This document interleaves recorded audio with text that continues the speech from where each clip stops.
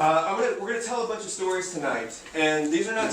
I'm going to tell personal stories. Sincere's going to tell personal stories, and we're going to talk a little bit about political movements. We're not trying to be historians. We're just revolutionaries and anarchists who have been organizing for a long time and have learned some lessons along the way. Neither one of us are academics, so if we don't use all the correct language, forgive us. But the stories we're going to tell are stories of people just like yourselves. People like us who started to take action. Ordinary people compelled in extraordinary situations to make change in this world. And I think it's really important because it's going to take all of us to make the change we want to see. If we envision better worlds, if we envision worlds of justice and envision sustainable worlds for all of us, then it's going to take all of us to do it. There's no hero, there's no leader, there's nobody who's going to lead us out post of ways that you might be able to do this, show you some directions from other movements that did things, and then also talk about the framing of what I call anarchy and why we might want to use that as a way to move forward. The story, we're going to cover a couple of parts in here. It's going to be a little bit of personal histories, a little bit of movement history, then we're going to talk about what happened after Hurricane Katrina, and then we're going to talk a little bit about the war on terror and surveillance, not much, a little bit, and then some possible steps for y'all to take and to think about as you go forward. Are y'all with me on this? Yeah. Let's make this happen then. My name is Scott Crow. I'm a longtime community organizer and a self-identified anarchist, and I'm also a high school dropout. But the reason I even tell you those things is because I think that the idea of rebelling against the power and oppression that's around us is inherent in all of us. The fact that we know that natural world, that there's something wrong in the destruction of the natural world and the oppression of the people on it. And so I started a long time ago trying to figure out what that was and trying to rebel and trying to resist and trying to create and think about the world differently. And so it's kind of led me down these paths. And then when Hurricane Katrina happened, I was able to move forward in a way based on political experience and all my experiences in a way that we hadn't moved before yet. And we are moving forward now. And tonight I'm really honored. This is the first time I've seen this brother in 8 years after we'd been through a lot of trauma together. You often hear the history of Common Ground, for anybody who's paid attention to it, about Malik Rahim, myself, and then also another man named Brandon Darby, but that is not a true story. There's actually a bunch of people who co-founded Common Ground. There's 3 people who started it at the very beginning, and Brandon was not one of them. But there's a bunch of people who you never heard of, or you barely heard of, except in my book, that did a bunch. And Sincere is one of the co-founders of Common Ground. He was one of the first responders to that, and he was one of the key organizers for a long time. And I'm honored for him to be here tonight. And I want to start crying because we went through so many things together. Also, it's a special night for us and for me personally, because also my friend David Ampersand is here too, who also went through a lot of trauma in the beginning as one of the early responders. And we're going to tell you some stories tonight that David was also a part of. So with that, I'm going to introduce Sincere Shakur. Hello.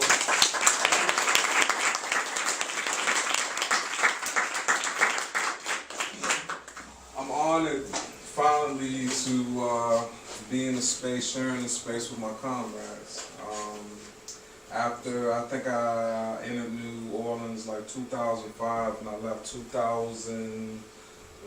February 24th. I remember the exact dates. February 24th, 2007. And since then, it's been a journey to find people to talk to. It's been very isolating experience. So to be able to be here with David and be able to be here with Scott, it means a lot to me. And to be here with you guys too. And for Scott to be able to comprise a book about the different experiences that we had, to share them with you guys, because that means that everything that we went through, all the hell that we went through, and some of us are still going through because of the experience. I still suffer from post-traumatic stress disorder, to this day. I still struggle with it today. And for you guys to be interested in our history, that we made, it means an awful lot to me. It means it hasn't been lost, it hasn't been wasted. And that was part of the hope that we had in our hearts when we were in New Orleans putting together Common Ground. A little personal history with me. I fell in love with the Black Panther Party when I was like in the 3rd grade, and I saw a PBS documentary on Fred Hampton. Saw a Children's Free Breakfast program, and in my heart I was like, God damn it, one of these days, you know, when I get older, I'm gonna be feeding some kids. All right, all right. You know, I don't know how it's gonna happen. Fast forward, got into the whole street scene. You know, I lost like 21 friends in like a year. I'm originally from Washington, D.C. I grew up, you know, in the crack hysteria, you know, and all this type of thing. And I just, all the different things that I went through, I knew it was something better for me, other than poisoning, selling drugs and poisoning my community. And I remember a lot of the things that I read about the Panther Party, and I wanted to change my life. So just by happenstance, a junkie of all people walked up to me and gave me 2 books. One of them was Seize the Time, and the other one was Message to the Black Man by Elijah Muhammad. And I really got off into those books, and man, life is truly amazing, because you fast forward maybe 6 or 7 years later, I got to, my name is known, you know, among my elders, you know, like Kathleen Cleaver, you know, and Bobby Seale, and, you know, Momia and all these type of things. It's really been an amazing experience. Let's see, fast forward a little bit. I had a cafe. I got hit with a counterintelligence program, because I was organizing young black men with my Children's Free Breakfast program. So they thought enough of me to assign a drug task force to me to keep an eye on me. I believe, Homeland Security was definitely on me, definitely FBI. They flipped my partner into like informing on me, and they put out a 4-page letter that I embezzled $18,000 from our cafe. We barely cleared $300 a day, and I had no access to the bank account, so I must have been embezzling ass. You know? It must have been that limo you were driving. Yeah, you know, that you were riding in. Yeah, you know. So got through that. You know, I forgave my partner because she was just got out of college. She was 22 years old, and it was a lot. I mean, I had 36 members. All of us are none in there. I had Pam Africa flowing through there. Jonathan Jackson Jr. was going through there. It was a lot to handle for a young person. So I forgave. You know, I made room in my heart to forgive her. But I was working 110 hours a week. So when I got hit with this counterintelligence program, it was too weak to really, you know, mount a fight back. So I dropped off, found myself in Asheville, North Carolina, swearing off activism, like fuck activism, never gonna do this shit again. you know. So then Katrina happened, and yeah. All right. So all stories have beginnings, right? And every one of us is sitting in this room. All of our personal histories and our collective histories brought us to this moment in time. And so we want to back up for just a minute and talk about some movement history just in a minute. And you know, the brother here just mentioned the Black Panther Party, and the Black Panther Party even it affected a white redneck from Texas when I was younger. I had a lot of influence from those guys. I met a lot of former Panthers in the mid-'90s, and I started to learn about a lot of programs that they had worked on, a lot of things that they were doing that I didn't even know about, you know. And through that, I was able to figure out some pieces. You want to touch on them? Touch on some of the Panther stuff? Well, yeah, in short, the Panther Party, to me, it was very appealing because basic everyday people, you know, took a part of major change in their lives. I believe the history was, you know, my understanding, King and Malcolm were supposed to merge. That never happened. Both of them got assassinated. So some young people came together and made that dream happen, which brought the black intelligentsia along with the boys, off the corner, dudes off the corner, emerged. And the Black Panther Party, I mean, I love them dearly because they was able to merge those two powers. And once those two powers was able to merge, I mean, think of the influence that it had not only in the United States, but all over the planet, all over the globe, in such a short period of time. That's why I kind of thirst for something like that to happen again. Survival programs was the most attractive thing to me. Not so much, I mean, the armed struggle, definitely, you need to protect yourself. But at the same time, too, the elders would teach, I had same influence as my comrade Scott. The Panther elders told me that, you start off with survival programs, just start running there, talking about guns and all this type of thing. And, you teach people that they can take resources, and survive. I've had 6 children-free breakfast programs since, and that was like a really big influence on me. Right. Yeah. Well, I think it's important, too, to think about survival programs pending revolution. What does that mean? That means that people take control of their lives again and answer questions in a much more complicated way. Instead of just somebody comes up to you and says, I'm hungry, instead of just feeding them, which is the first step and is the easiest step to do, they start to ask the question, why are you hungry? Is it because you don't have access to good health care? Well, let's build some clinics and make that happen. Is it because you don't have access to good education so you can't get a good job? Well, let's create some free schools, and then you can get the kids to get a good education and go out and get a job. And the thing is, they just did this over and over again. They were feeding people and making these happen. That's pretty powerful concepts, because by the time I'd figured out about the Panthers in the 90s, we were working on single issues. It was like animal rights over here, environmental issues over there, prison issues over here. Nobody was connecting the struggles. So that was a piece that I was able to take with me for a long time. Now, there's a lot of problems within the Panthers, but hierarchy and sexism and things like that, and we're not going to dissect all that tonight. But then we move forward into the early 90s, and these indigenous people in Mexico rise up, and they're called the Zapatistas. How many people know about the Zapatistas? The Zapatistas, the Panthers had gone way before in the early 70s. They were mostly gone. But the ideas of what they had organized, the things called like survival programs pending revolution, even if they weren't called that, the same ideas, that we must rebuild civil society infrastructure, is what the Zapatistas took the same model. They also took the model of self-defense. And they added some other elements, is that they wanted to create autonomous zones that were theirs. They said, these are our zones, and we will control them outside of the state. And the Zapatistas also brought in something that the Panthers didn't have, that I think was pretty revolutionary at the time.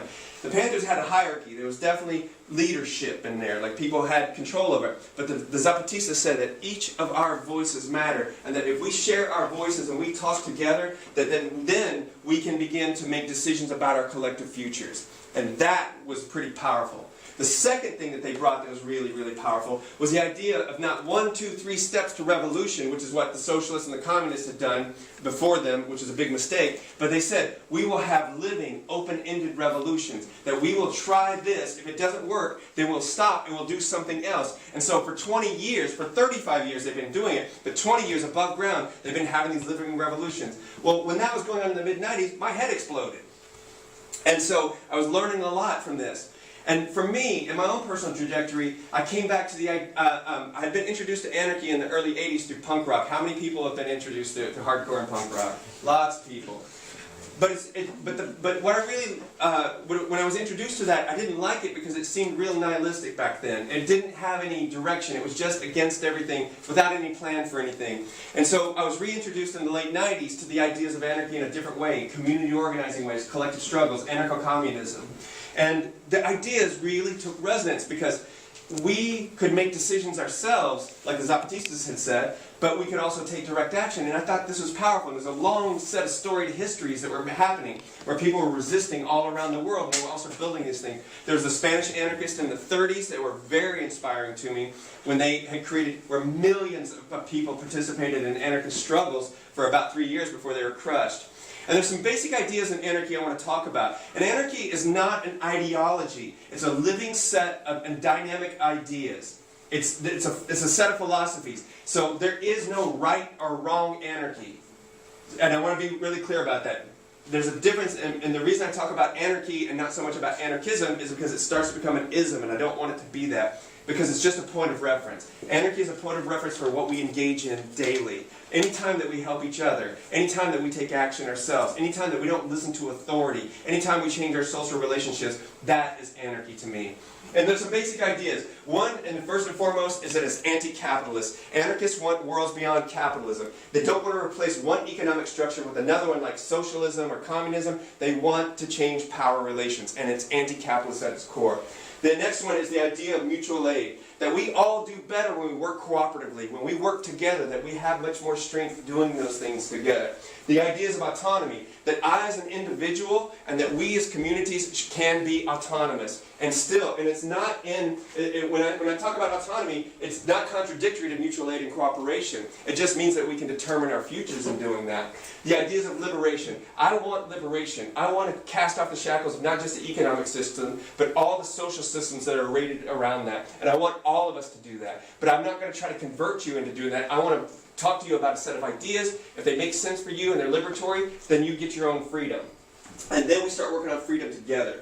And the next thing is the idea of solidarity. The idea of solidarity is that basically if you have access to resources, if you're wealthy or if you're from North America, that you take those resources and you funnel them into communities, into individuals who have been affected by capitalism, by the social structures, by the powers, and help to build their power up. That's solidarity. Because your struggle is intertwined with their struggle.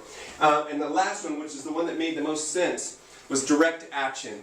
That we are more than voters and that we are more than consumers. That no party is going to lead us out of this. No leader is going to lead us out of it. That we can take action. If we see problems, we can take action ourselves to make the change that we see as important.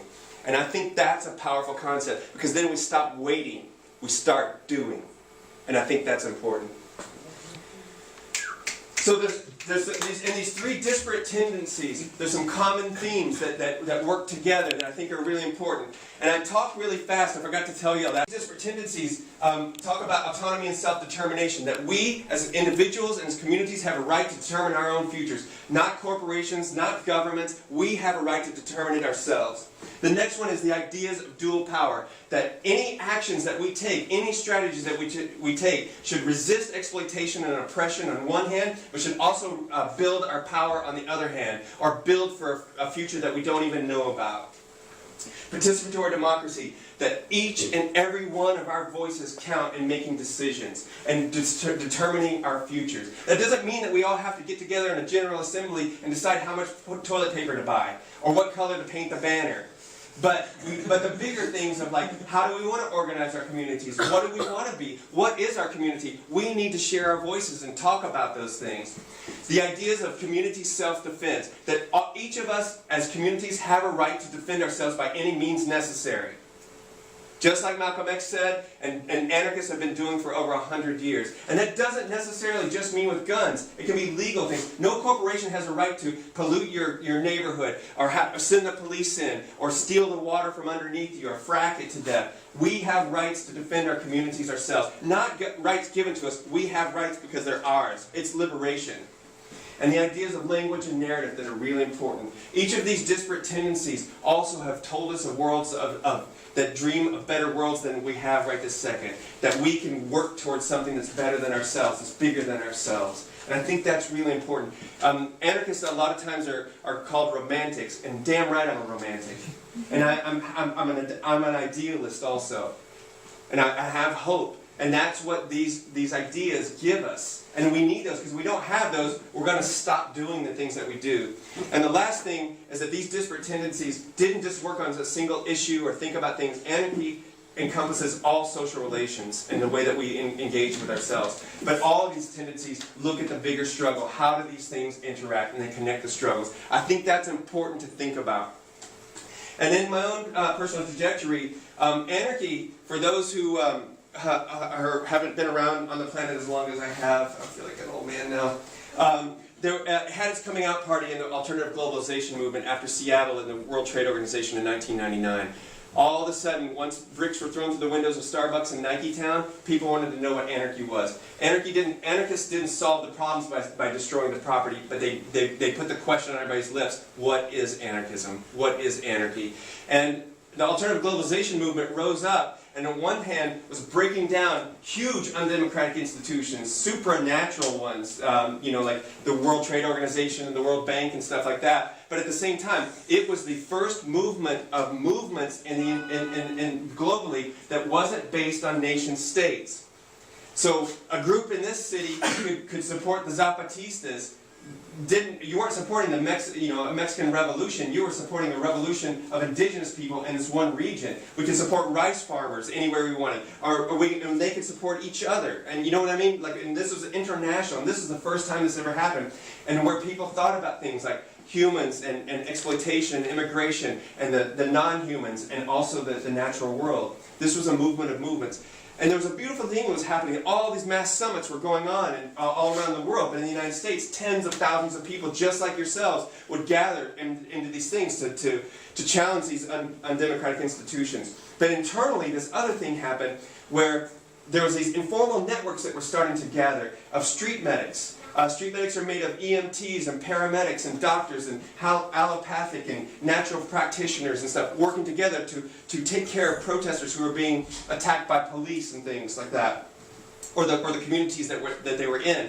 They were also setting up these networks of legal teams and legal collectives that were helping people to deal with all the legal fallout and stuff. These were all informal networks. And then for those who know about Food Not Bombs, which had existed since the 70s, Food Not Bombs would always come and feed thousands of people like ourselves. It wasn't just for activists, this was for anybody who wanted. And we had convergence spaces, and we were practicing the ideas of anarchy, consensus decision-making, affinity groups, spokes councils, having general assemblies to decide what we wanted to do. And we were trying to create autonomous zones, but they were very temporary because they would evaporate as soon as the protests were over. And then there would be legal fallout and stuff. But I kept thinking about these ideas, and I'm like, how powerful are these concepts that we can make decisions ourselves? I've never been with people so much on such a large scale to make decisions. And for anybody who's been part of Occupy, it was a very similar experience. So we move along, we fast forward, and then Hurricane Katrina comes ashore. And y'all remember Hurricane Katrina? Mm-hmm. Right? I want to tell you three things we're going to tell you a lot about Hurricane Katrina, but I want to tell you three things to start that are really, really important. It is a man-made disaster. There's no doubt about that. One is that it was climate change that is causing storms to be bigger and bigger. Man-made, human-influenced climate change is making the storms bigger and bigger. The second part of number one is that in the Gulf Coast, along here, they do a lot of drilling for oil, and they have for a long time. And so what they've been doing is all the natural barriers, these sandbars that are along here that would stop the storms, they started to dig them out starting about 60 or 80 years ago, so the storms can move in further and further. The second thing that's really important is that the levees were not built to withstand storms, no matter what they said originally, and we found out that was true. The third thing, which is the most important thing, is that the government response was absolutely, unequivocally criminal neglect. And you cannot forget that. They left thousands of people to die, tens of thousands of people to die, with no plan for evacuation, no plan for rescue, and no plan for survival. This was the climate that I entered this. And the reason I even came to New Orleans is because of long-term organizing with brothers like Sincere and then the political prisoners. I've been organizing for political prisoners and with political prisoners for almost 20 years. And one of them, I'm going to show that. I just like that graphic. I forgot to show it earlier.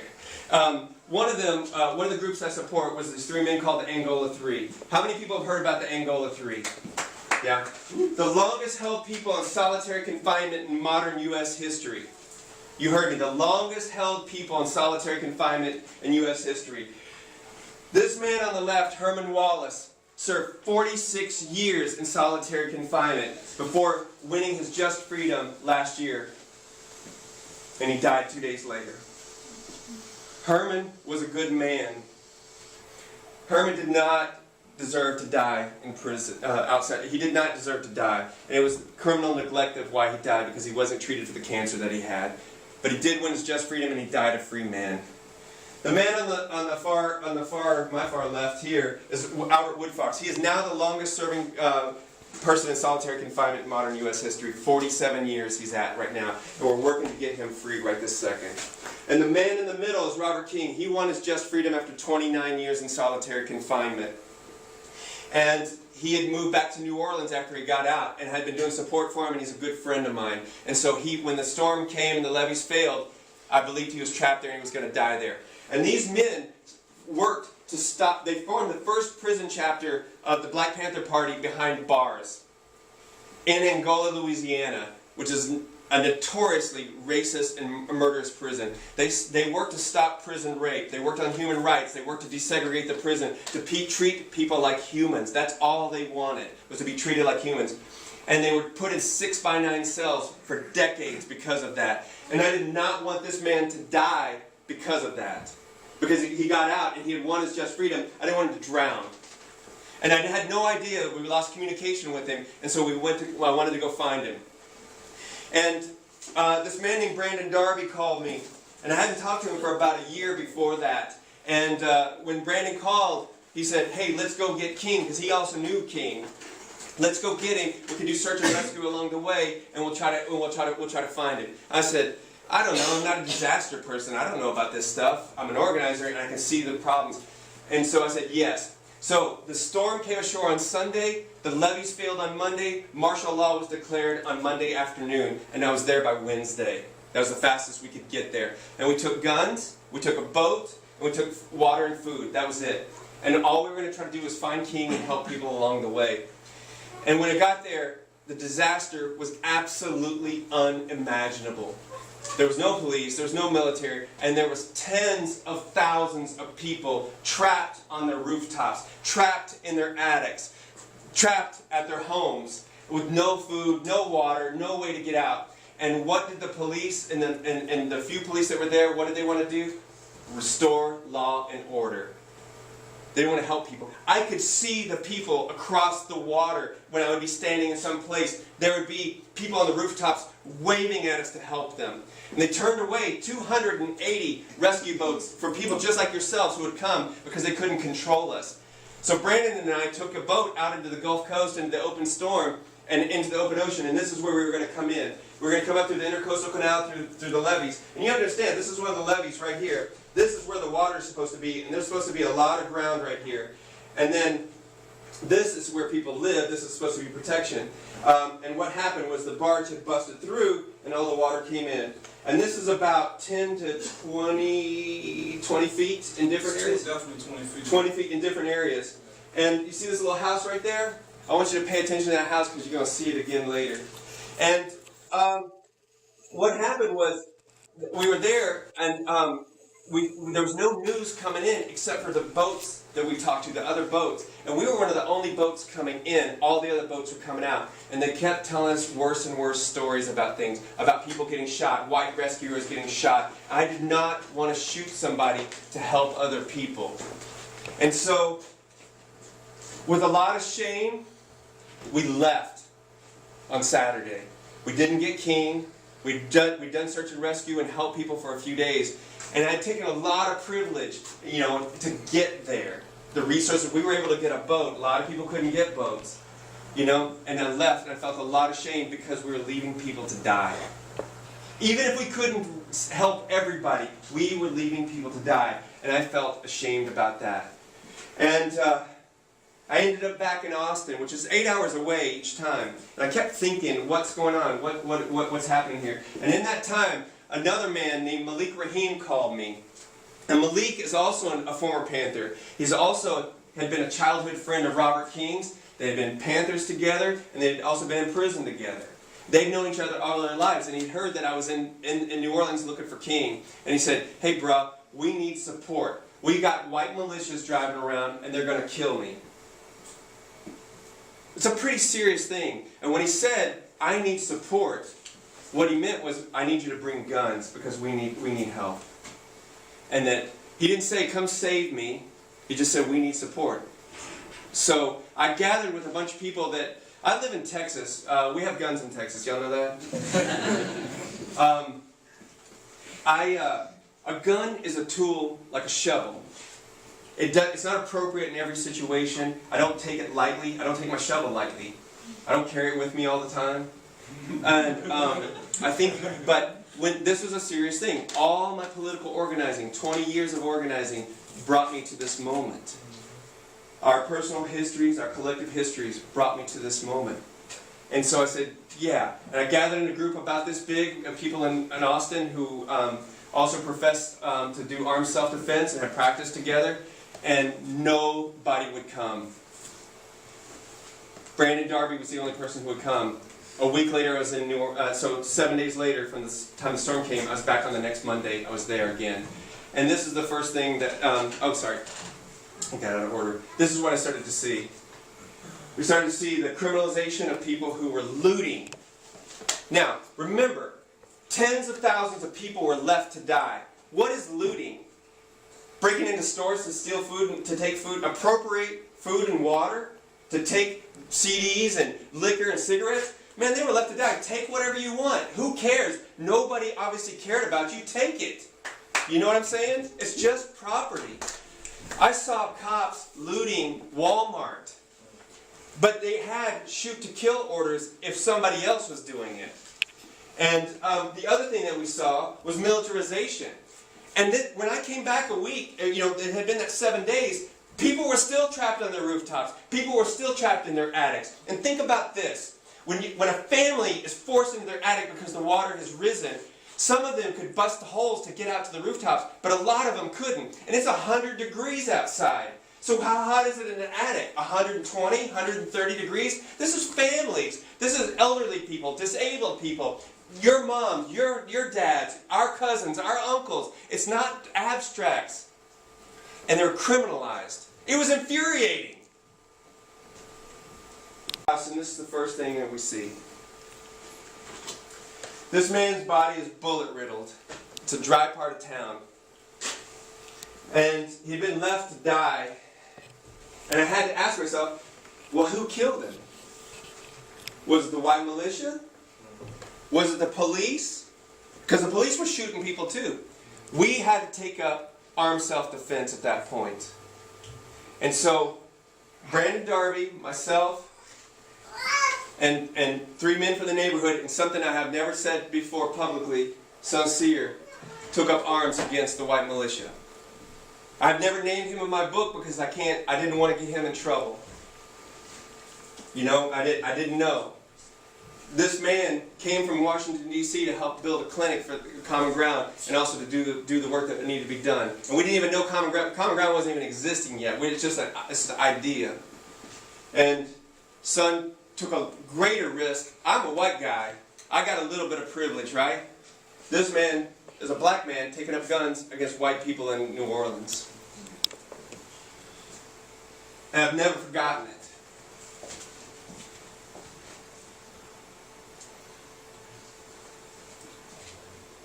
So we end up in a skirmish with the white militia, and then things go okay. Nobody gets shot, but we told them they can't do it anymore, and we start these armed patrols.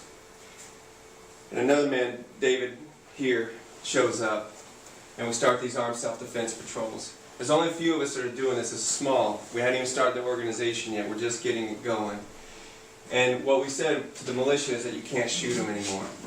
You're not going to threaten black people. You're not going to do it. Not just the white people. This is people in the neighborhoods are saying this too, who took up arms. And we start to protect this small set of blocks.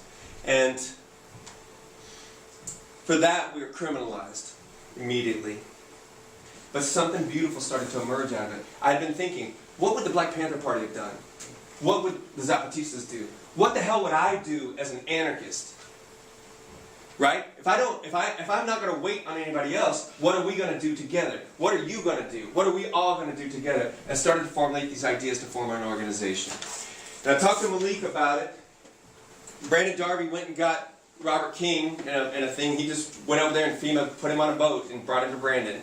And King was safe. And I cried like a baby when he came back because I thought I'd never see him again. But I talked to Malik about this idea and I said, look, let's start an organization. We'll base it on two things: to build infrastructure that had never existed there, and to rebuild infrastructure that had fallen down in the long history of disasters on these communities, and help them build their power to rebuild their communities in their own vision, without the state, without us telling us what to do. And so I talked to him and this woman, Sharon Johnson. And Malik is a lifetime organizer. He's not only a former Panther, he'd been organizing for 40 years at that point, and had been through all kinds of things, and had done all kinds of stuff. And then this woman, Sharon Johnson, who had been an accountant at an office before that, had never organized anything in her life, but was living in Algiers, didn't even know who her family was. And my old mudhead self started this organization with these people here. And we called it the Common Ground Collective. And I'm going to take a break for a second because I think it's going to die. You get a battery. Sorry, the batteries go out of this thing really fast. It's because I talk fast. Thank you. Thanks. And we started with basic defense. And these security patrols, I have to tell you, were counter to what the state wanted. And I'm not bragging about them because we all have been traumatized from this. We have not all been in the same room together in 9 years since right after the storm. And it made us, because we were a relief group that had a political analysis, and we refused to work with the government and refused to let them interfere with what we were doing. And this is not just FEMA and Red Cross. This is also the New Orleans Police Department, Department of Homeland Security. We refused to stop them. And we defended we took up arms to defend ourselves and the communities there against the police, Department of Homeland Security. And they did not like that. There was a point, and these aren't the only people who are part of this, but these men are here. And there was a point where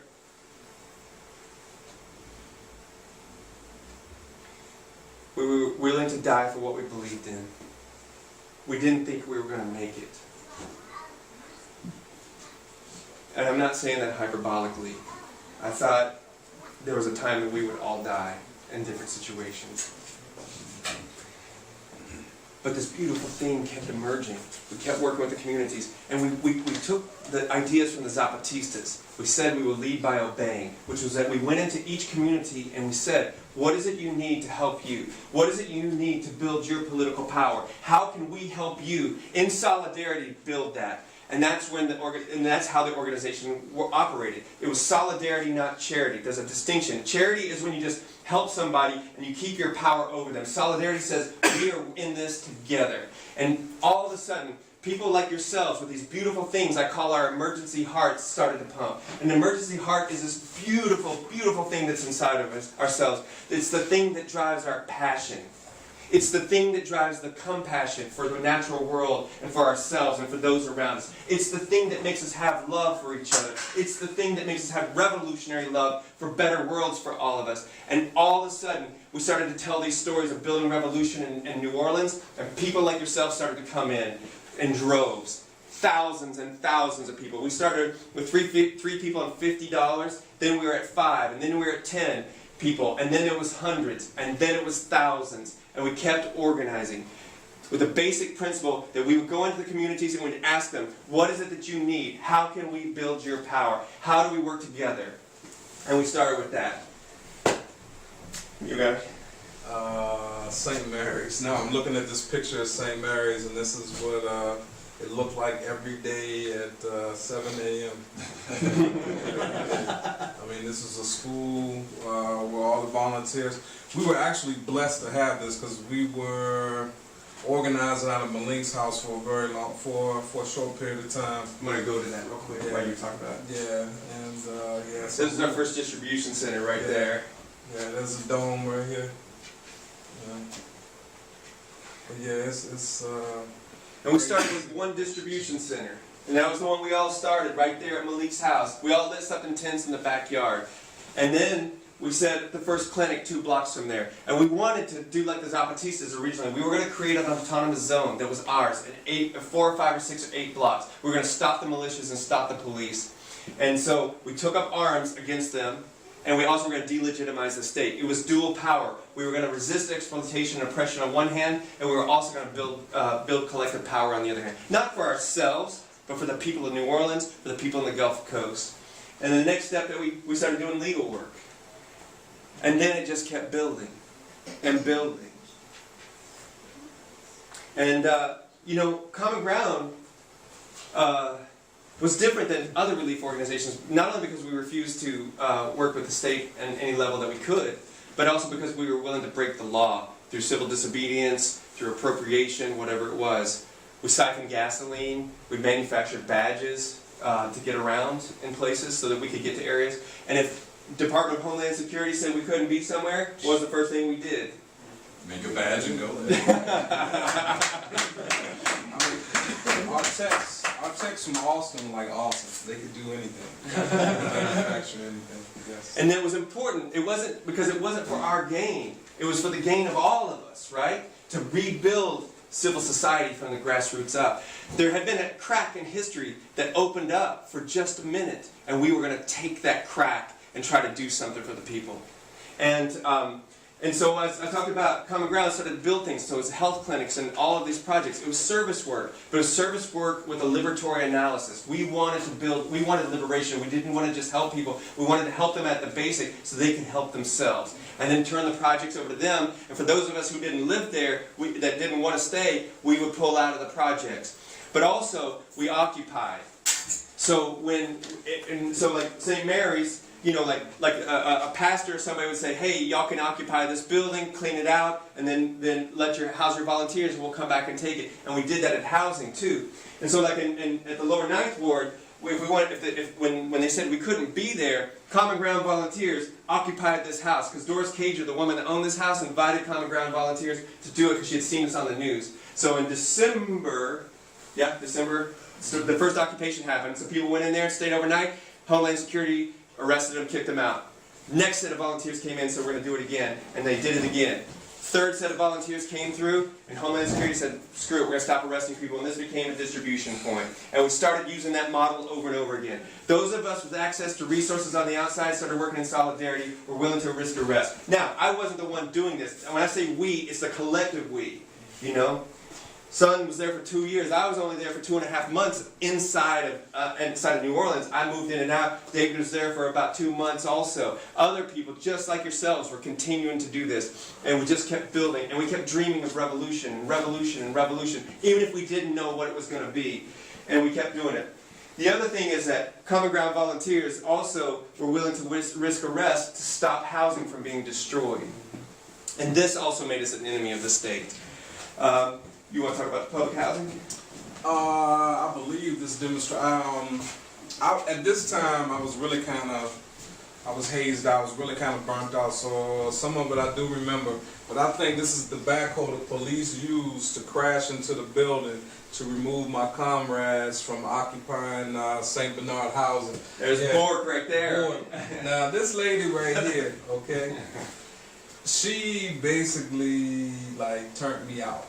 She turned me out. She taught me how to do building takeovers and all this type of thing, and become more than just a mouthpiece.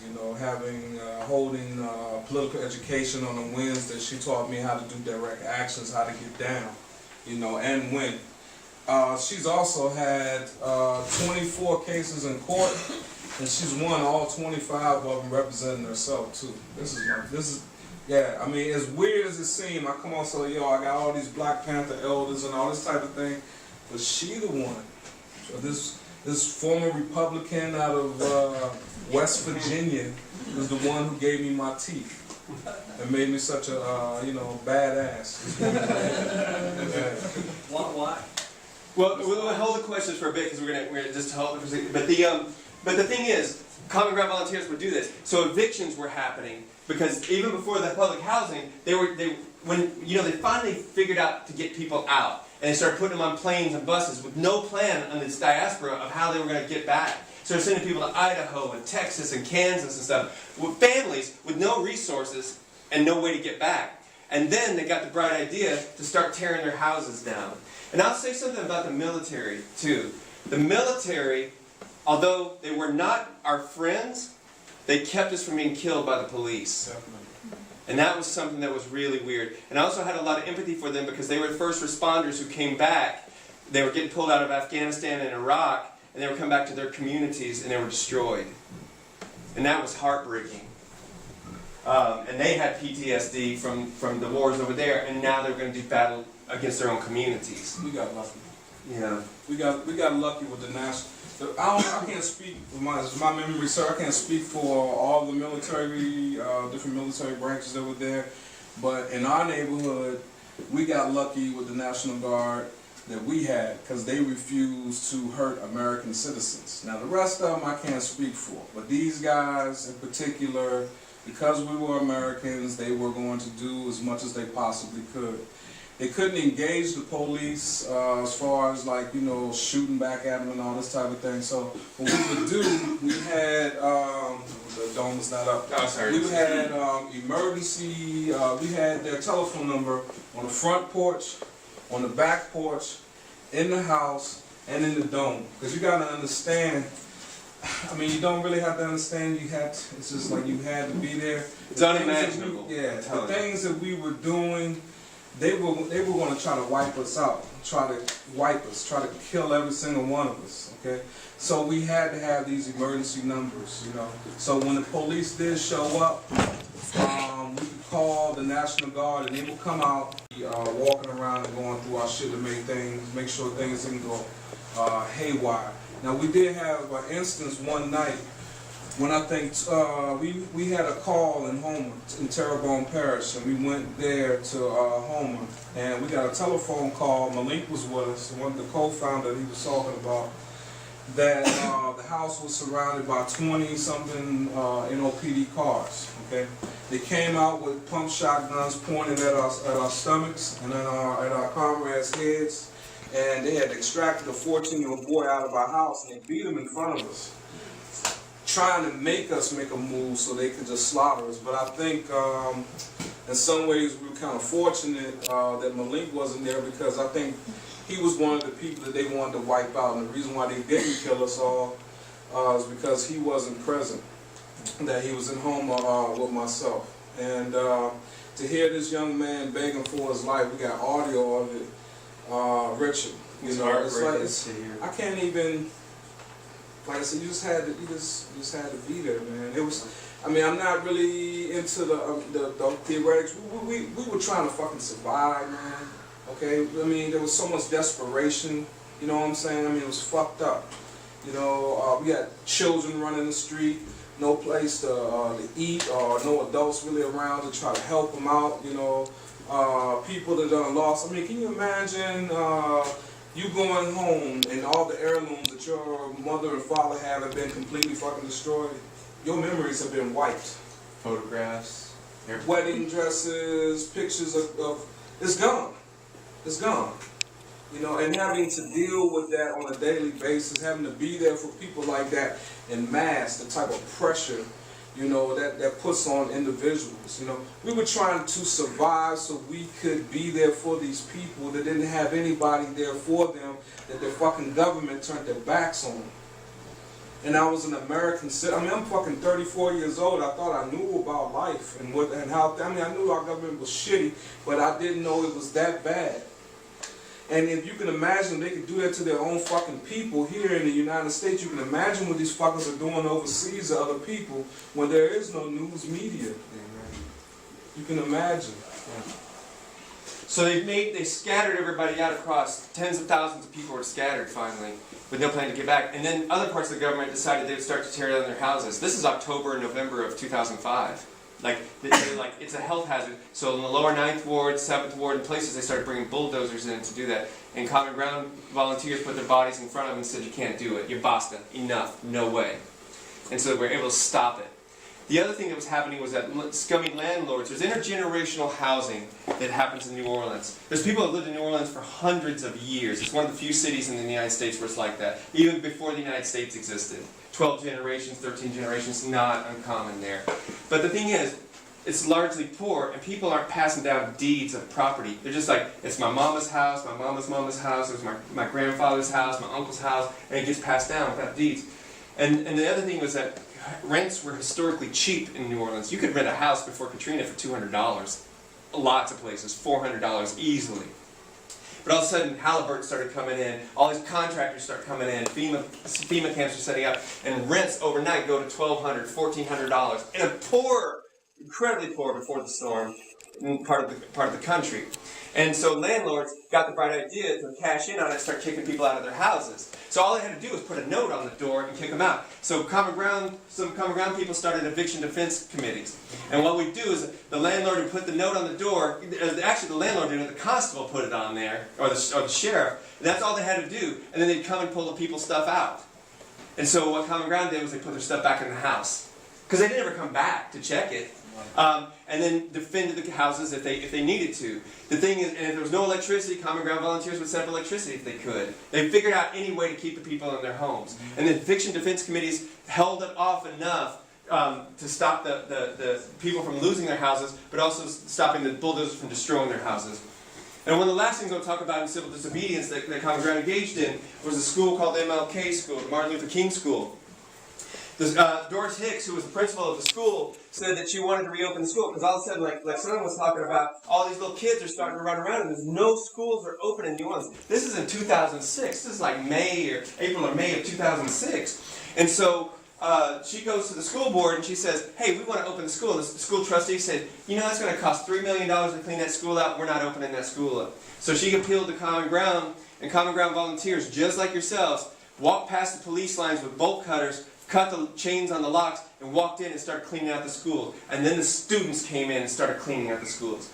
Now, when I tell you all these stories, it wasn't just white activists and white people coming from outside. This is with the communities. But Common Ground, if there was illegal situations, just led the way because they could. They were using their privilege as a shield to get people through and then make their things happen. And that school is open now. It's an exemplary school. Now, Common Ground didn't open the school. It just was able to use the civil disobedience to get to that point. And you know what? Revolutions are always messy. They're never clear when you're in them. And there's a lot of hard, dirty, shitty work that goes on. You know, this is what it looked like on the front lines mostly at Common Ground. This is people gutting houses. You know, 12 hours, 14-hour days, and wearing Tyvek suits. People like, did anybody come here and house gut at all? Yeah. So you know how hard and shitty it was. You know, it's hard to think that you're in a revolution at that moment, that that's happening. But it's the small things that we're doing piece by piece to make that happen. And overall, just with the ideas of direct action, mutual aid, community organizing, and good outreach, and the willingness to ask people what they want, they saw us different. And they saw us as comrades. They didn't see us as just helpers. They definitely didn't see us as the enemy. The people loved us. Not me individually, not him individually, or him individually, us as people who are willing to give their lives to make things happen. And so through that we were able to start neighborhood assemblies where communities could get together face to face and start talking together. And then also communication centers. Because we have access to hackers and hackers started showing up, we were able to rig together systems that FEMA later and Red Cross later found incredibly impressive. Low tech, 2 cans in a string, maybe a potato, you put it together and you've got the internet. And then we were able to network computers across places. We were able to set up TV systems, all low tech, so people could communicate. And one of the things that the failures of the government in communication centers, the reason we did them in community after community, is because a lot of people never had internet access before that, didn't have access to computers. But if you wanted to get anything from FEMA or Red Cross, you had to get online to do it. So there's all these elderly people and people who had never seen computers, like how are they going to navigate that? Nobody was going to help them. So Common Ground volunteers would help walk them through the systems to make that happen. Health clinics. This was a cornerstone. People need access to good health, especially after what was happening. So Common Ground built 7 clinics, plus a mobile roving clinic. And then today, 2 clinics still exist. Legal support, eviction defense. We built a women's shelter that still exists today. All kinds of free schools. It wasn't just resistance. Again, it was building on one hand. Gutting houses, food security. What is food security? Community gardens. And you know, we think community gardens aren't liberatory, but if you don't have access to good food and then you're cut off from it after disaster, all of a sudden it becomes liberatory because you can grow your own food and don't have to worry on corporations who are going to rob you for shitty food, and you don't have to worry about starving to death. We also built community defense of all different kinds, aid distribution, cop watch. We held the police accountable. We held the state accountable. We helped with investigative journalists. We made sure the media were there to exploit when the police were killing people, doing all these things. Service work, civil disobedience, and Food Not Bombs. How many people here have worked with Food Not Bombs over the years and know about Food Not Bombs? I love y'all! You know, people always talk about Food Not Bombs being this liberal thing in the anarchy world, like, oh, it's just liberal, it doesn't do anything. Well, it's because it's been around for a long time. And what people in Food Not Bombs did is they feed people regularly. And maybe that's not absolutely liberatory, but it's empowering. It's something that we can do, and sharing food is a common thing. But I tell you, right after the storm, who were the first people to come? People, Food Not Bombs. And they were willing to risk arrest. What's that? It's the gateway drug to radicalism. Exactly, exactly. And Food Not Bombs people. And you remember, and the thing is, like I talked about the alternative globalization movements earlier. Why was that relevant? Because you remember all those informal networks that we had built, all those anarchist networks of street medics and legal teams? That's who started to come. That's who built the clinics. We started to pipeline those people, and we started to reach out to those. And instead of just going to a summit and protest, all of a sudden these things that were radical became revolutionary. And all of a sudden, in this context, because of the rupture, they were able to do things that were challenging to the state. Now, was it all revolutionary? No, I'd be lying if I said that. Was it all wonderful? Hell no. Common Ground was this beautiful train wreck. There was a train, it was like, think about this, that we all got on this train that was careening down the track at 900 miles an hour because there's crisis everywhere. We need to make all these things happen. And it's almost falling off the tracks regularly. We're arguing internally, trying to figure out what we're doing. We're worried about the outside stuff that's happening, worried about being killed. After we realized we were going to live, we were still doing, and then all of a sudden the train would just derail off of that, and the cars would crash down on each other, and we'd be hating each other and thinking we're failing at what we're doing. And then we'd pick the cars back up, put them back on the track, and we'd just go down again. And Common Ground operated as an organization, but it also operated as a network. If projects were getting started, and we would spin them off. The Four Directions was one of the first ones. It was working with the indigenous communities. We started to support that as one of the things that he led. It was a project that Actually, Naomi. Naomi is the, yeah. And we spun that project off because the First Nations communities along the Gulf Coast were able to kind of get their feet already and take care of themselves because of their long history of oppression in the United States government and white folk in general. They had realized that they didn't need us, and so we were able to give them material support, and we spun that project off. And it was key people just like yourselves who came to do this and came to practice this. It wasn't always fantastic. Not only were we trying to build these things outwardly, but inwardly we were practicing having consensus decision makings. We were trying to have affinity groups and spokes councils based on our anarchist principles, based on these ideas. And we were always fighting between the tension of hierarchy and horizontal organizing. Did it work? I don't know, but we did it. But it changed constantly. It was constantly in motion. And if Sun wasn't here, I'd be talking about it right now. But these are some of the people who were co-founders of the organization that you never heard of, who did incredible things in their own communities, and then came to do it. You want to talk about something? Yeah, just good to see these faces. K. Rule and Lisa Fabian and Jackie. Emily Posner. By the way, y'all might know her brother Mike Posner, the singer or whatever. Yeah. Brian Frank and Jenkins. The incredible thing is that all of us, I was terribly privileged to work with, I would think were some of the best activists in the United States, bar none.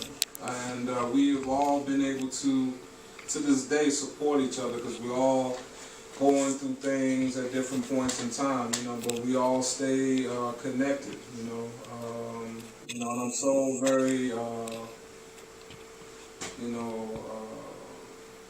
glad to have these type of comrades, to have as much, if I can, as much shit that we've been through.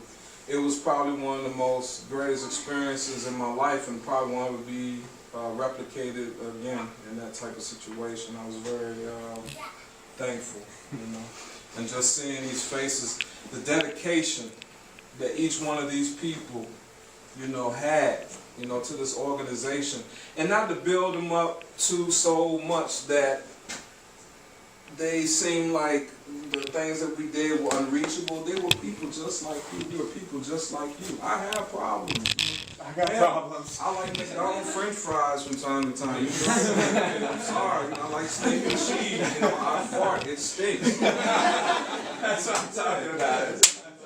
So, Real people, right? real people, and I guarantee you that a lot of you may have done the exact same thing that we did if you were put in that situation. It was your heart, your love for humanity that compelled you to do the things that you did, and having other comrades around you that was on the same fucking page. You was willing to die for them or take a life for them if necessary. It was a necessary evil. I don't speak romantically about the time period where we had the guns and all this type of thing. The reason why I stay away from them because, fuck, man, I was scared to death. I was scared to death. Scared to death. I remember Scott had to go back to Austin, and I was left at the house. I was the only one that could, you know, that was willing to take up a gun, and I had all these people's lives in my hand, and you know, it just, when you're not born a murderer, you know, or someone that want to shoot somebody, even though these guys were, I mean, you're talking about 30, 40 vigilantes, you know what I'm saying? It was, the thing we left out, these motherfuckers live right in our backyard. Their base of operation was right, the only thing that was separating us was our yards. Okay, they weren't, They weren't like around down the way, they were right there. Right there. Hard to go to sleep at night. Yeah, Yes. you know what I'm saying? And I had to talk myself into being able to shoot that weapon if necessary. To say I was, you know, the basic principle is my life was worth putting on the line to save these other people. You know, and I went through all types of mind tricks, you know, like, damn, I haven't had kids, I've never been married, oh fuck, blah, blah, blah. But you want to be revolutionary, here you go. You know what I'm saying? So, and I always wanted to be, you hear the stories of the elders, you ever had the opportunity to sit around the table with your elders and you hear these stories, they're talking about, oh God, I wish I could be just like them. Well, I'm fucked up, lonely, broke, and, you know, medicated, so I'm just like my elders now. You know, so, there's definitely real consequences. I mean, PTSD runs in almost all these people. The people of New Orleans, you know, like, I mean, this trauma and stress is real. And we didn't actually create spaces to deal with it at the time because everything was a crisis. Everything, there was a top 10 list and everything was number one. And we didn't know what to do. You know, when David and I were almost killed by this rogue police officer with our heads behind our head, you know, we were on our knees and he was threatening to blow our brains out. I mean, at one point, I think we just were like, just go ahead and do it. Just shoot us. I mean, like, I say that casually now, but I slept with a 45 under my pillow for a year after that when the ATF was going to kick my door in. I'm just like, well, screw it. I'll just shoot y'all if y'all come in and try to shoot me. It's not rational. It's not reasonable. But it was the reality. You know, I'm only now, through counseling and stuff, years later, I'm able to do things and be able to share stories. You know, that's why it's so important. I mean, sorry y'all have to see a public thing of us being able to be together. Yeah. Alive is a major thing for us, you know. And so, like all beautiful tragedies, the anarchist heyday of trying all these things kind of crested. And about 2008, it started to become a traditional nonprofit. And you have to understand, after that $50, we raised $3 million for people just like yourselves who were given $5, $10, $20. There were some superstars who gave us money, but nobody could tell us what to do with the money.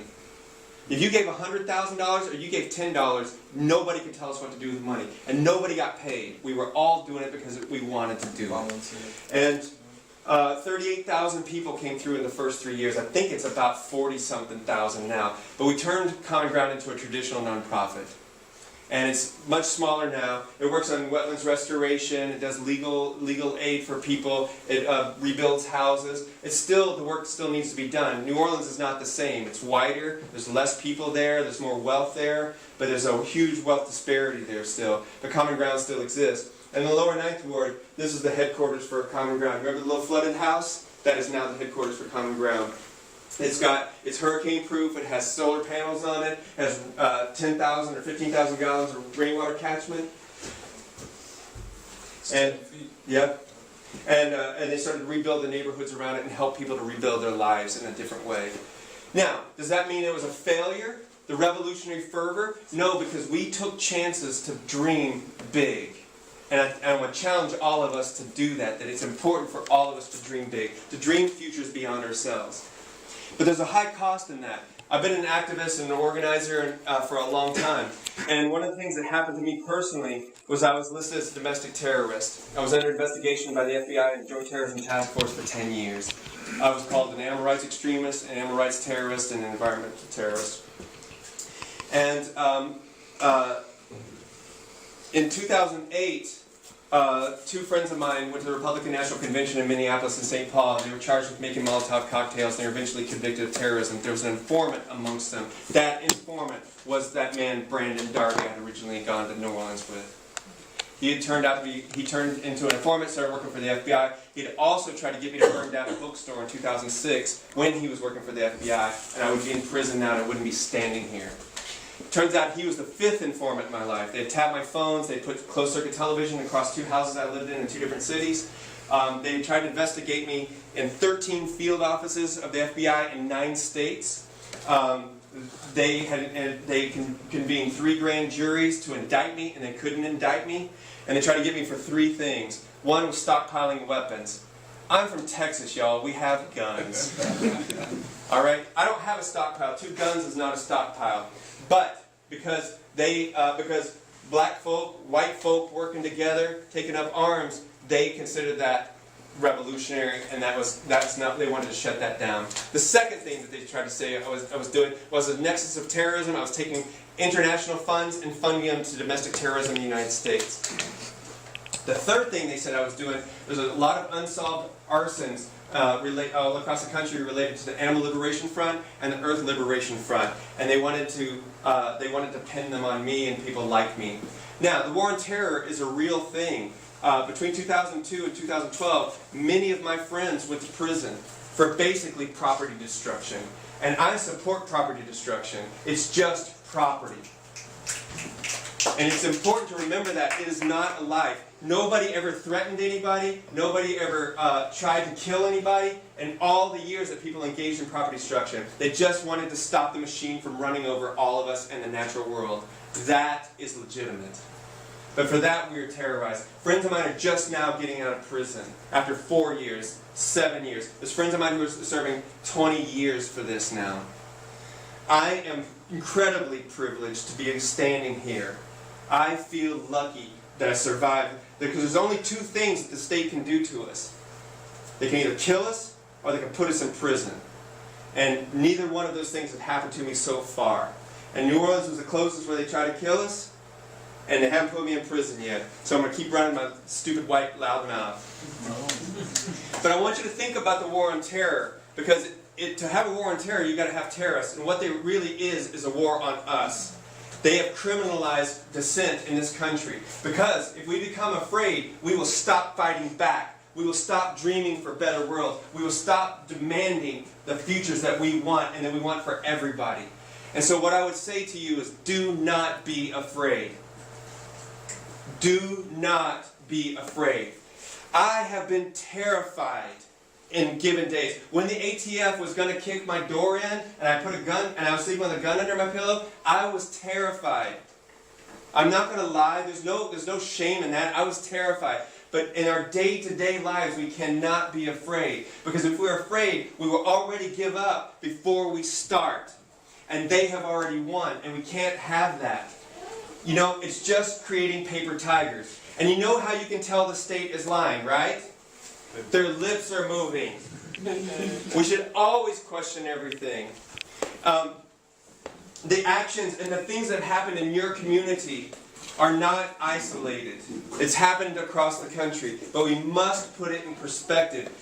They will try to stop us, but our goals are more important than their wars to stop us. We must keep our eyes on the prize. If we want collective liberation, if we want solidarity, if we want better worlds and sustainable worlds, if we want to survive on this planet, for us, non-human animals, and the natural world, then we must fight for what we believe in. We cannot be afraid. And it doesn't matter what they're doing. Some of us are not going to make it. Some of us are going to go to prison. Some of us might die eventually. But the thing is, the majority of us will make it. And we should always remember that. We should not let them dissuade us from doing that. Because that's social control and we don't want it.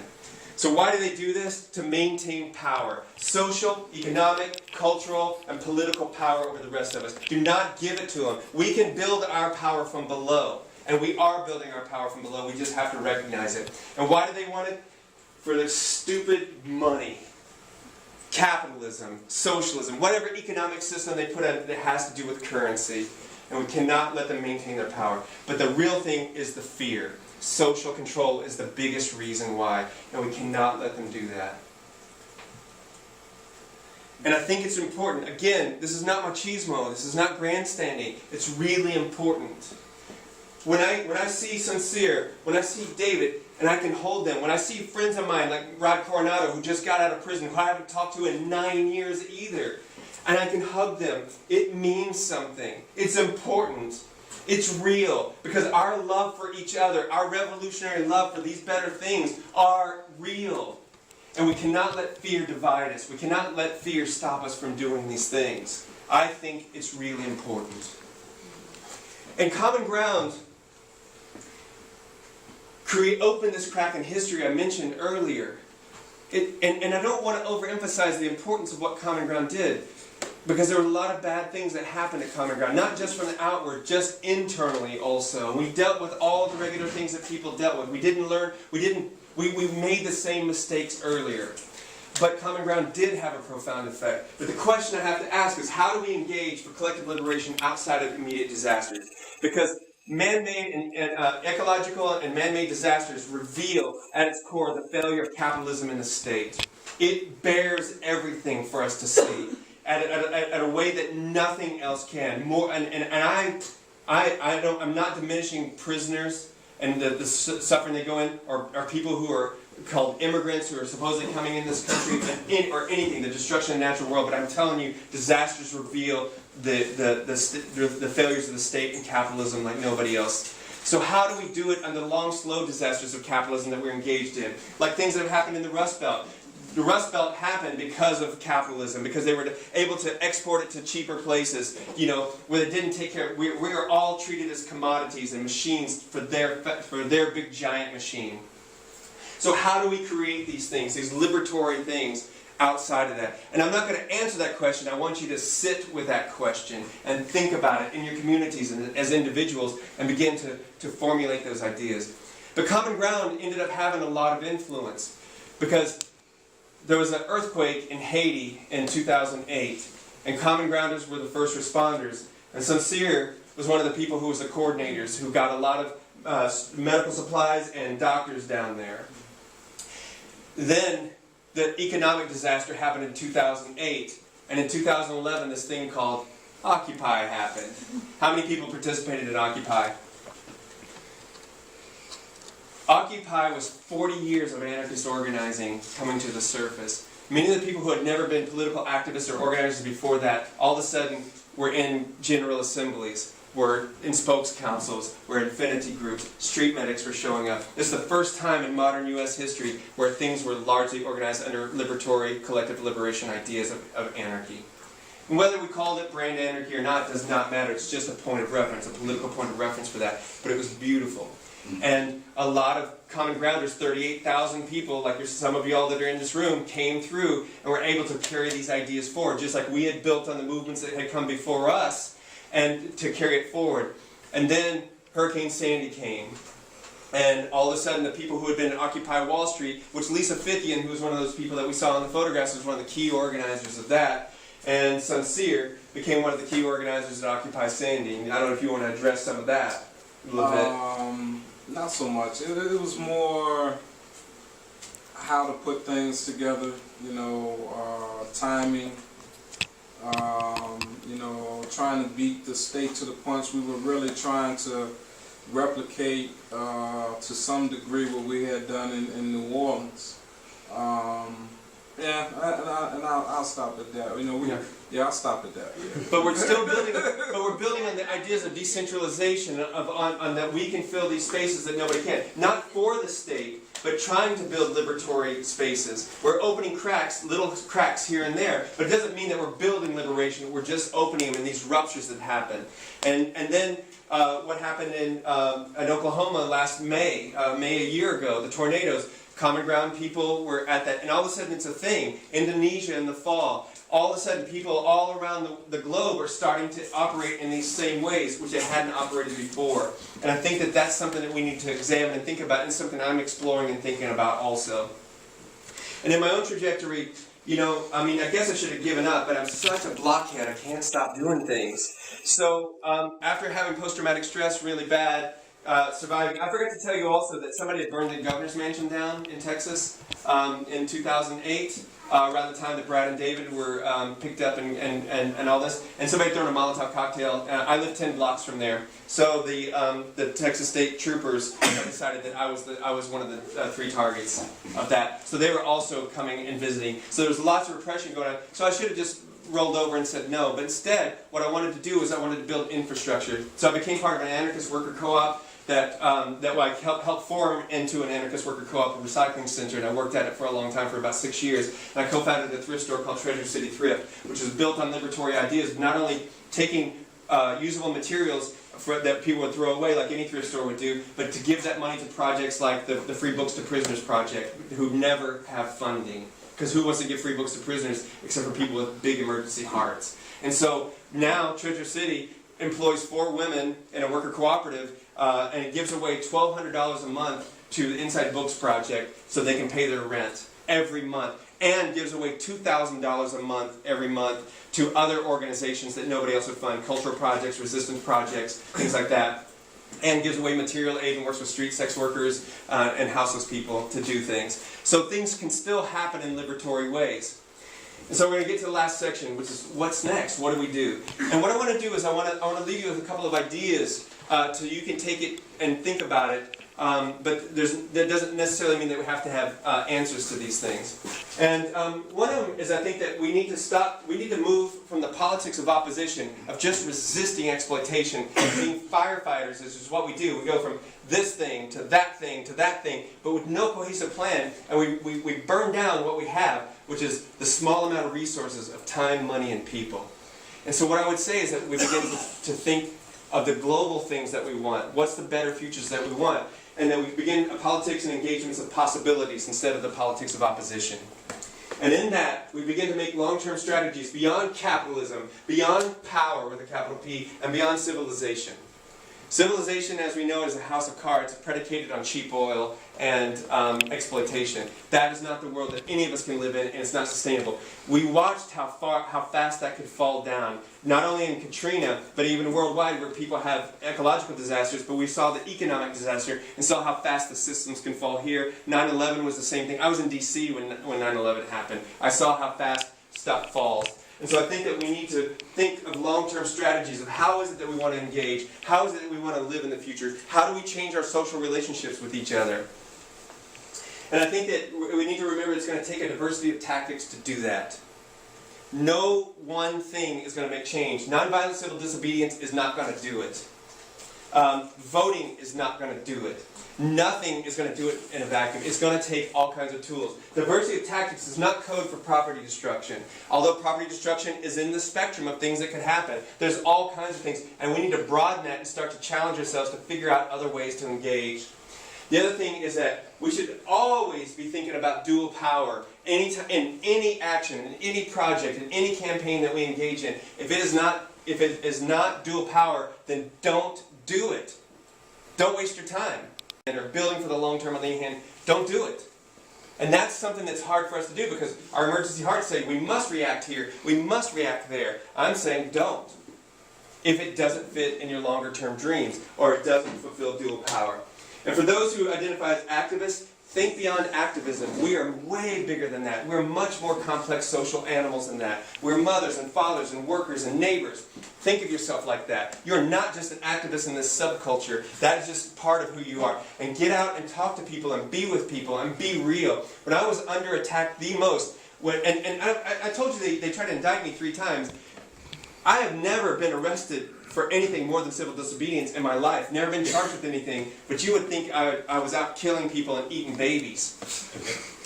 But when all this stuff was coming down, all the people around me who knew me as an anarchist, but there's also the people in my neighborhood and the people who were around me who knew me as a neighbor, as a worker, and all these things, and they gave me protection. It wasn't just the activists who gave me protection, so think beyond that.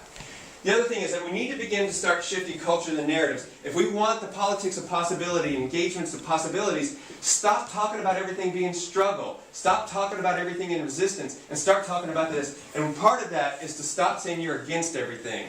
Stop being anti-sexist and anti-racist and anti-capitalist. We want worlds beyond those. This is not semantics either. This actually changes the way our brains start thinking about it. I want a world beyond capitalism. I want a world that's not anti-oppressive. I want a world that has collective liberation in it.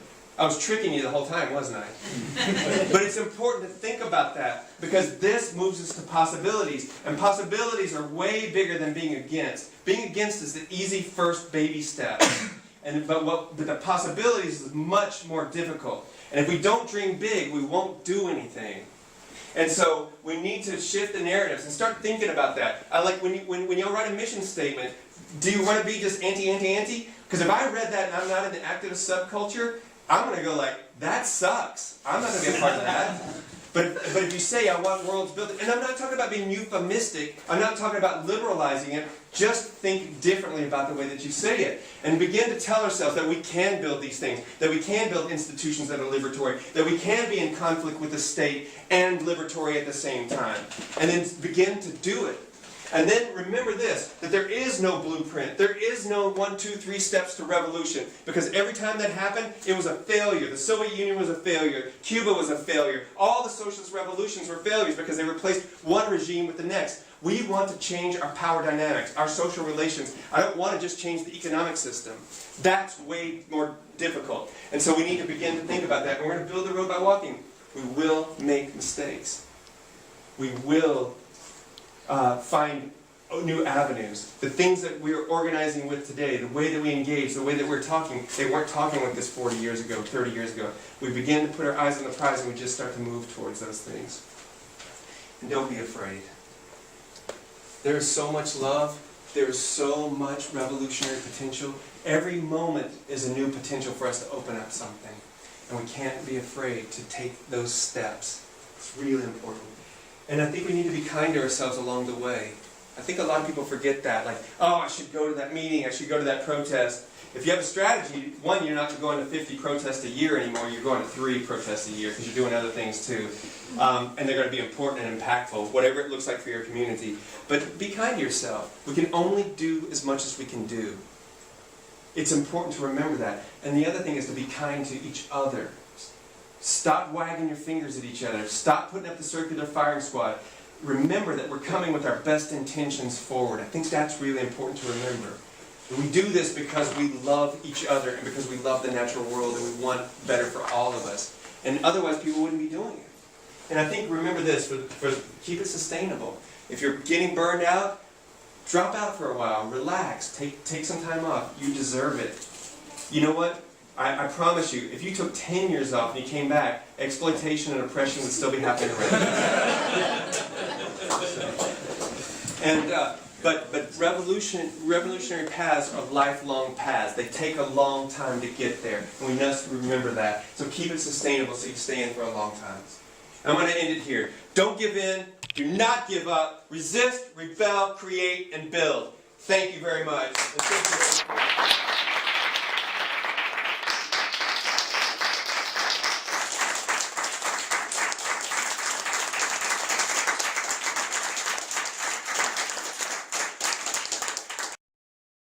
Support your local spaces like this because they're incredibly valuable for everything that we do. Without these spaces, we have no places to organize because we can't be in parks all the time. can't be in bars all the time, can't be at clubs all the time. So it's really important to support spaces like this, especially spaces, to me, that support political prisoners and prisoners of any kind.